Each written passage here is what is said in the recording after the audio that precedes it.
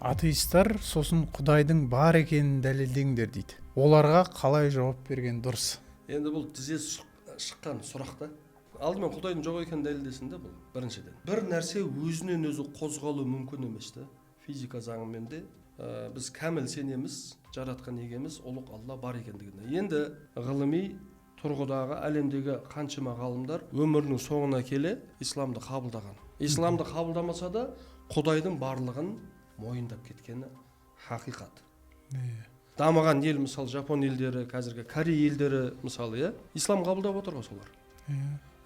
Мына кешегі Палестинадан кейін қаншама мына америкалық, европалық елдердегі халықтар шынайы исламды оқып, көптеген топ-тобымен адамдар мұсылман болып жатыр да. Біздікілер кері кетіп отыр.